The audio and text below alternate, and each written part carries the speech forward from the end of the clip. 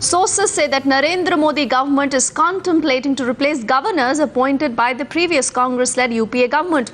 Sources are suggesting that the new government is mulling changing the governors in Kerala, in Uttar Pradesh, Punjab and also in West Bengal. Which hunting? Why do they go for this kind of shadow fight? And we will take a decision whether our governors should resign or not. After all, this is not, they have let them look after the priority areas. When the inflation and price rise and all these things happening, they are engaged in this pastime of, hunting the Congress-appointed governors or the UP appointed governors. And they need not worry about these governors, There will not be difficulty for them at all, a headache for them at all. Congress know what is the precedent. Whatever is the precedent in this matter about the governors, when a change of government comes, whether the governors resign, what is the precedent in the past? That is to be looked into. And whatever is the precedent, in democracy precedent is very important, According to the precedent, we will take a decision. नहीं, वो governor को तो खुद अपने आप जाना चाहिए.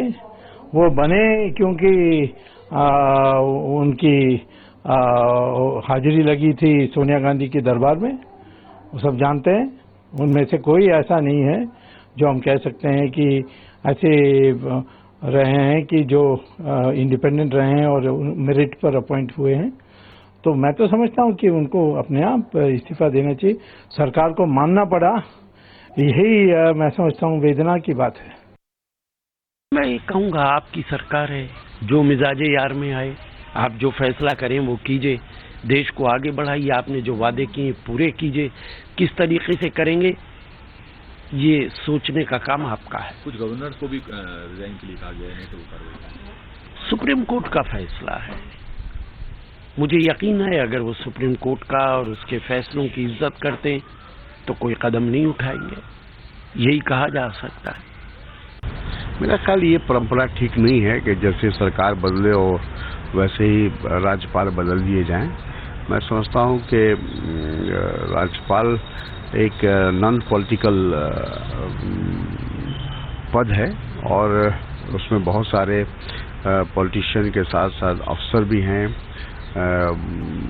वो आर्मी के बैकग्राउंड के भी लोग हैं और हर तरह के लोग उसमें शामिल होते हैं. तो उसमें कोई जल्दबाजी नहीं करनी चाहिए.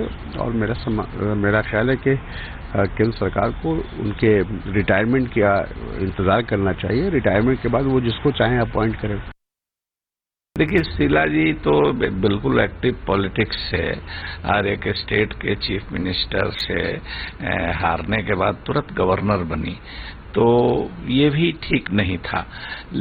उनका केस अलग तरह का है. उनको खुद भी स्टेप डाउन हो जाना चाहिए मेरी राय में. लेकिन दूसरे कई ऐसे गवर्नर हैं जिनको अब कुछ ही दिन या कुछ ही महीने बाकी रह गए हैं उनका कार्यकाल समाप्त होने का. तो वैसे में कोई जल्दीबाजी नहीं करनी चाहिए थी. अब उन लोगों ने कह दिया, कोर्ट में चले गए या कह दिया कि भाई हम इस्तीफा नहीं करेंगे, तो ये सरकार की किरकिरी हो गई. तो इतनी सहनशीलता, इतना व्यवहारिक दृष्टिकोण तो होना चाहिए कि भाई चंद महीनों की बात है, वो रिटायर करेंगे, फिर हम उनके जगह पर रख देंगे.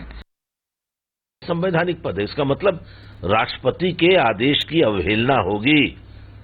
आज अगर इस काम को वो कर ले गए, राष्ट्रपति के आदेश को के आधार पर नियुक्त किए गए राज्यपालों को अगर नरेंद्र मोदी की सरकार हटाने में सफल हुई, तो अगला कदम होगा कि जहां जहां गैर भाजपा सरकारें हैं उन सरकारों को धारा 356 के तहत समाप्त कर दिया जाएगा.